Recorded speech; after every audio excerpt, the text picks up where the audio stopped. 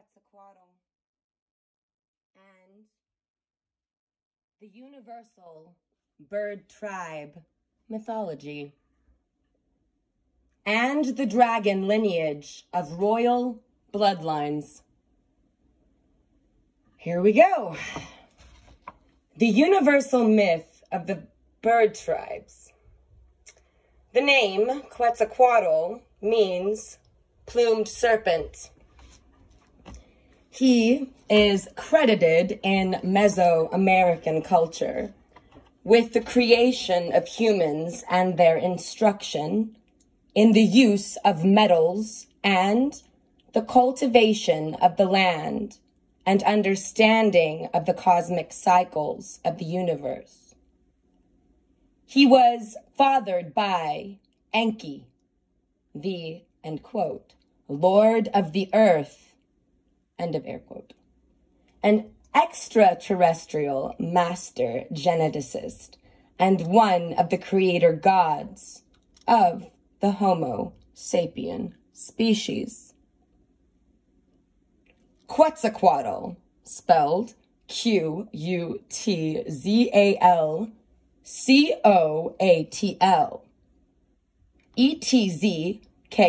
Etzkoat, or Qukozetat.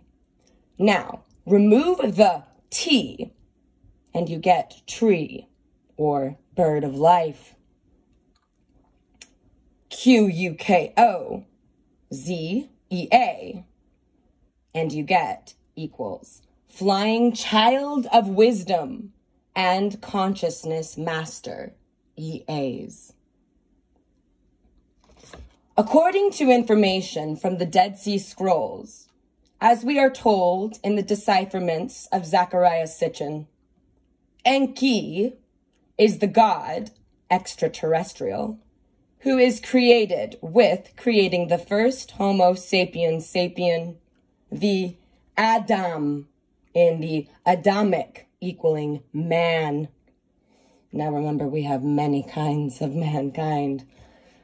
So by combining the egg of Cro-Magnon woman with the sperm of a male extraterrestrial. Oh gosh, this is getting tricky. The origin unknown, or thought by some scholars to be, here we are, of Syrian, like Sirius, the dog star, origin. Referred to in most translations, including Zecharia Sitchin, as being, here we go again, Anunnaki. The suggested reading would be a reading from Sir Lawrence Gardner titled Genesis of the Grail Kings. We should say queens, too. Queens of heaven. Enki thus encoded his new child with a double helix strand of DNA.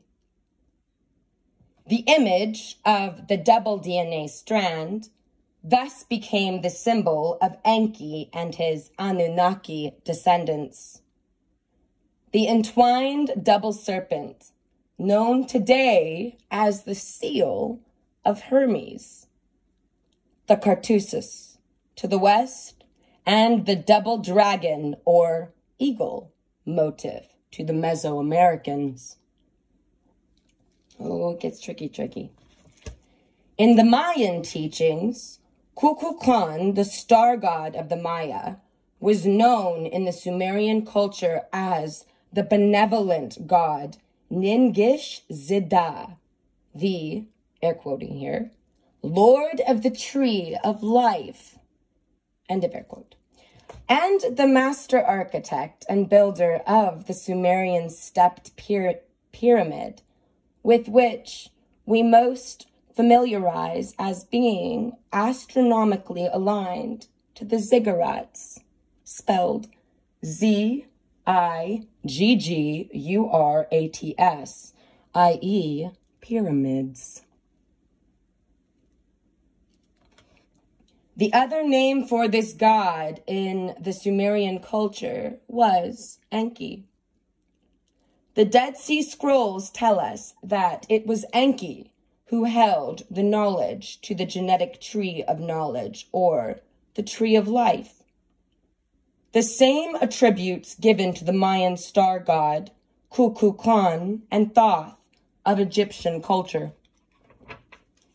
Supposedly, it was Enki who set up the escape from Sumeria for many of the priesthood who remained loyal to the original teachings during the period of the Great Flood, i.e., the demise of Atlantis, and brought that knowledge to the Maya.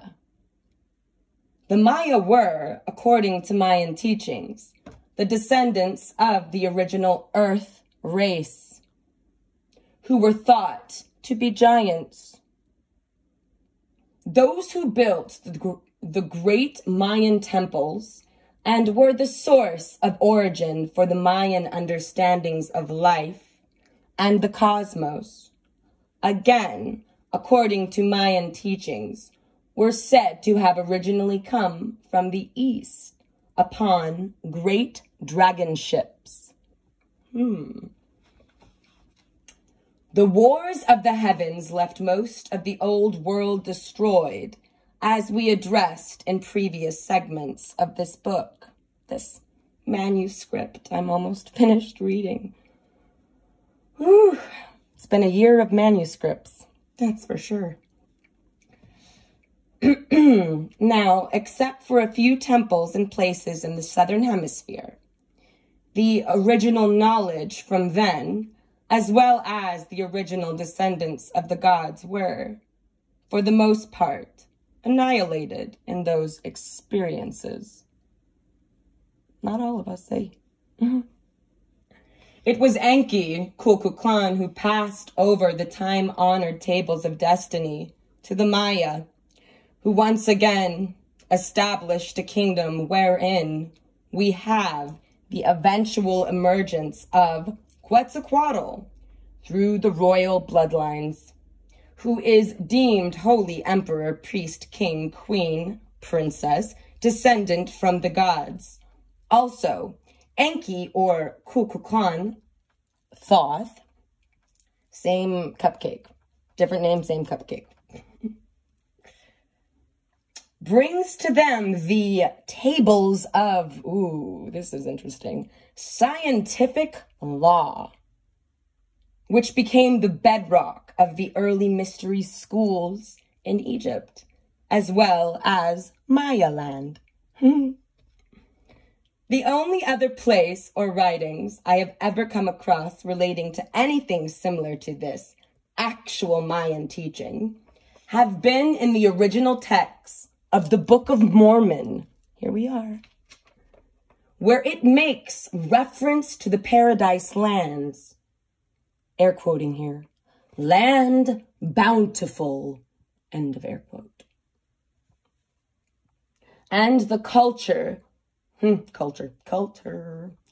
which existed there, which also includes, I might add, stories of the giants, the original descendants of the gods.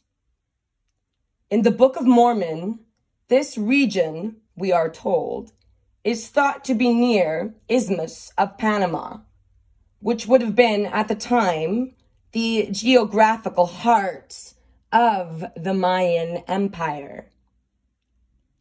My being given this information and understanding by the Mayan priests and priestesses with whom I worked was the initial reason and basis for my writing of this book. Those are Ghost Wolf's, Robert Ghost Wolf's words. There is much evidence of Egyptian-like symbols and writings discovered and unearthed here in the Western Hemisphere. Most have been under constant attack and alleged as fakes by academia, science, who base their entire belief system upon the Judeo-Christian paradigm. Essentially, a takeoff of the Sumerian teachings, as evidenced by recent archaeological realizations. You gotta get with the picture, science. You know what I'm saying? Hey. So, in fact, for the most part, the Western European perception of the origins of man is but a carbon copy. The evidence can be found from the lands of Utah and the Urinthra Mountains range all the way through the Grand Canyon. Many might well reference the discoveries of Kincaid in that region. Kincaid spelled K-I-N-C-A-I-D. And the Lost Temple of Isis. So Google Kincaid, Lost Temple of Isis, Grand Canyon. There are numerous books written about it and about those who dedicated their lives to this amazing real-life discovery that somehow mysteriously disappeared when given over to, oh gosh, these fucks. Oh, I said it. Fucks, these fucks. The Smithsonian Institute by Kincaid. Now, I'm sure Kincaid had good intentions, but the Smithsonian Institute has a their story of hiding things. Now you see it, now you don't. And I don't vibe with that. I got a lot of tribe too. I know GNO in my heart of hearts. We collectively do not vibe with that.